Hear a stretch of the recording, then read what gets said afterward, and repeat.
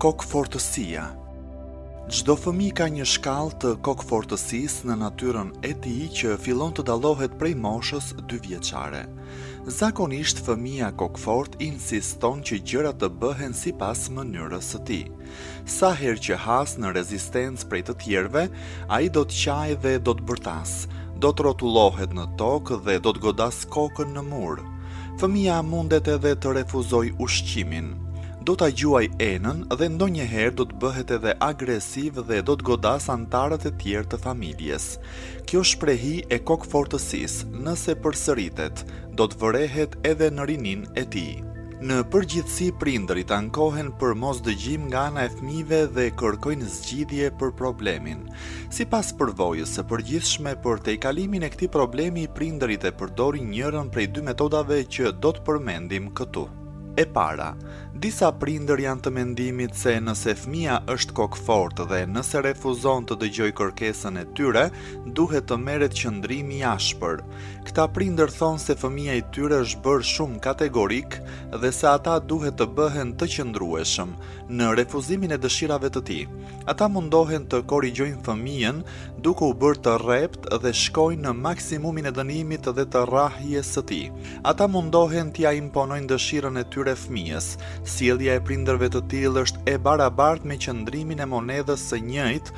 Ky qëndrim nuk është i dëshirueshëm, edhe nëse ata e qetësojnë për momentin fëmijën duke qenë të rrept. Përkundrazi ata do t'i shkaktojnë një dëm të madh psikikës së fëmijës me qëndrimin e tyre të rrept.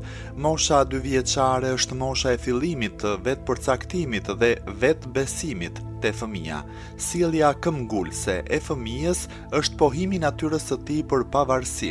Në këtë moshë të ndjeshme, fëmia nuk është në gjendje të kontrollojë dëshirat dhe të paramendojë konsekuencat e plotësimit të tyre. Ai e përcakton mendjen e tij dhe dëshiron që gjërat të bëhen sipas mendjes së tij. Nëse prindërit i refuzojnë kërkesat e tij, kjo do ta dëmtojë psikikën e fëmijës.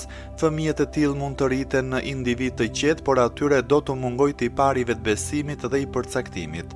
Kur fëmia vëren se askush nuk brengoset për dëshirat e tij dhe se janë duke e parandaluar atë me forcë për të qenë sipas mënyrës së tij, ai do të jetë i dëshpëruar dhe i hidhëruar.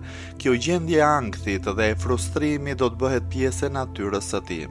Mund të ketë edhe mundësi që meritjen e tij ai të bëhet i pabindur dhe të shkojë mbas akteve ekstreme si tirania dhe vrasja, si një shprehje e ndjenjës së tij ekstreme e lëndimit. E dyta, disa ekspertë të çështjes së rritjes besojnë se dëshirat e fëmijëve duhet të plotësohen deri në maksimum. Atij duhet t'i lejohet të bëjë atë çka dëshiron. Ata mendojnë se fëmijës duhet t'i jepet një shkallë pavarsisë. Ata besojnë se me rritjen e fëmijës do të largohet kokëfortësia, por edhe kjo metodë ka të metat e veta. Janë disa veprime të caktuara që mund të jenë të dëmshme për fëmijët dhe për ata që janë përreth tij, nëse ati i lejojnë një gjë të tillë. Nuk është punë e mbyllja e syve ndaj veprimeve të tilla të fëmijëve. Paramendoni një fëmijë 3 vjeçar duke provuar për t'u ngjitur shkallëve pa mbrojtëse. Aty gjithmonë do të ekzistojë mundësia e rënies dhe e gjymtimit të përjetshëm të tij. Fëmia mund të provojë ta ndez furrën pa mbikëqyrje dhe si pasojë e kësaj të shkaktojë një zjarr të madh. Fëmia mund të bjerë me kokë dhe të shkaktojë lëndime trupore fëmijëve që ndodhen përreth tij. Të vjetrit duhet gjithmonë t'i parandalojnë prej gjërave të tilla.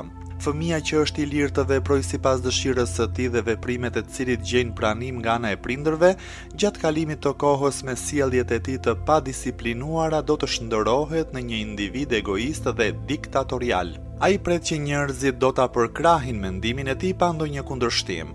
Ai nuk është përballur me mospranimin e dëshirave të veta gjatë fëmijërisë dhe do të presë qëndrimin e njëjtë prej të tjerëve edhe kur të rritet. Por kjo nuk ndodh në praktik. Njerëzit mund të mendojnë ndryshe prej tij, mbas ballafaqimit me refuzimet e të tjerëve, ai do të frustrohet dhe do të tërhiqet në vete. Veten do ta konsiderojë si një person që ka pësuar disfat dhe do të mendojë se të tjerët janë të paarsyeshëm. Islami e konsideron kokëfortësinë si një veçori negative të një individi, sikur që edhe traditat na bëjnë me dije për këtë. Për shembull, Aliu, urdhëruesi besimtarëve, thotë: kokëfortësia është shkaku i të ligës. Kokëfortësia i shkakton dëm inteligjencës së njeriut. Kokëfortësia është shkaku i konfliktit dhe i armiqësisë. Kokëfortësia e dëmton personin më së shumti në këtë botë dhe në të ardhmen. Qëndrimi më i mirë është përmbajtja. Prindërit që e përvetësojnë këtë mënyrë të rritjes së fëmijës së tyre, kokëfortësinë e fëmijëve nuk e konsiderojnë si një devijim dhe janë të vetëdijshëm se kjo është shprehje e individualitetit. Në vend se ta frenojnë këtë instinkt, ata e shfrytëzojnë për formimin dhe rritjen e fëmijës. Ata i konsiderojnë me vëmendje dhe i analizojnë kërkesat dhe veprimet e fëmijëve. Ata i japin liri fëmijës për veprimet e tij që janë të padëmshme dhe në këtë mënyrë e inkurajojnë zhvillimin e aftësive mendore të tij.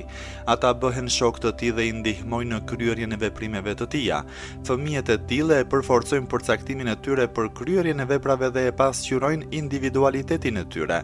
Prindërit e tyre këta fëmijë konsiderojnë si shok dhe jo si persona që në mënyrë të panevojshme i ndalojnë veprimet e tyre, por prindërit e tillë kundërshtojnë dhunën ndaj veprimeve të dëmshme të fëmijëve dhe nuk i kursejnë fjalët që t'u japin si këshill fëmijëve për t'u përmbajtur nga veprat e tilla. Ata i shpjegojnë në mënyrë të qartë arsyet për ndalimin e fëmijës prej veprimeve të tilla dhe ja drejtojnë mendjen e tij drejt aktiviteteve të tjera të dobishme. Mbasi që fëmia ka ndjenja të mira ndaj prindërve që nuk i vendosin shumë kufizime atij, ai do të pajtohet të mos i kryej ato veprime që i kërkojnë prej tij që të mos i bëj, por ndonjëherë fëmia insiston të bëjë ndonjë veprim të padëshirueshëm. Atëherë prindërit duhet t'ia ulin këmbët e tij në tokë dhe ta parandalojnë nga kryerja e atij veprimi. Pastaj fëmia do të qetësohet, mbas një kohe fëmia duhet të trajnohet për të kuptuar se nuk bën të bëhesh gjithmonë kokëfort në jetë. Prindërit duhet të ushtrojnë vetëpërmbajtjen gjatë trajtimit të fëmijës dhe nuk duhet ta rrahin atë. Fëmia nuk duhet të ketë ndjenjën se prindërit e tij janë tiranik. Fëmijët e tillë mund të bëhen të pabindur me kalimin e kohës. Në fund të këtij diskutimi është me vend të përmendim pikat më të rëndësishme që duhet të marrë në konsiderat edukuesi. 1. Sado që ka mundësi jepini liri fëmijës për veprat e tij, mos u përzini shumë në veprimet e tij, mos i flisni vazhdimisht për gjërat që nuk duhet i bëj. Nëse fëmia mundohet të ngjitet në karrige apo në dru, ju kërkoni nga ai të mos e bëj këtë. Nëse provon ta qëroj një frut, ju e ndaloni duke i thënë se mund të prez gishtin. Nëse dëshiron ta lëshojë nxehsen, ju e parandaloni të mos e bëj atë sepse mund ta djeg dorën. Nëse provon ta derë çajin në filxhan, ju thoni se mund të thyej filxhanin e shtrenjtë kinez. Nëse luan brenda në shtëpi, ju thoni se po bën shumë zhurmë. Nëse lëviz përgjatë rrugës, ju e friksoni se mund ta shkel ndonjë biçiklet dhe çka mund të prisni që një fëmijë i vogël mund të bëj. Edhe ai ka ndjenja njerëzore. Kur ju përziheni aq shumë në veprimet e tij, ai mund të zhvillojë kokëfortësinë.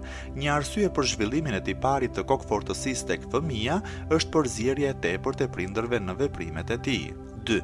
Kur fëmia bëhet qaraman, mundohuni të gjeni arsyen dhe të gjeni një zgjidhje. Atëherë fëmia do të qetësohet. Nëse është i uritur, ushqejeni. Nëse është i lodhur, futeni në gjumë. Nëse fëmia është qetësuar prej ambientit, si për shembull zhurma e televizorit afër tij apo vizitori zhurmshëm, rregullojeni mjedisin e duhur përreth tij. 3. Mos e ofendoni apo mos e qortoni fëmijën që mund ta bëjë atë më kokëfort. Aliu thotë qortimi jep krah kokëfortësisë. 4. Ndonjëherë motrat apo vëllezërit e ngacmojnë fëmijën dhe ai nuk gjen mbështetje. Me këtë rast fëmia do të bëhet kokëfort dhe i pabindur. Në rastet e tilla duhet të ndërhyjnë prindërit. 5. Nëse fëmia sillet me kokëfortësi dhe ju nuk jeni në gjendje të gjeni arsyen për këtë, atëherë analizoni se mos kjo sjellje është për shkak të gabimit tuaj.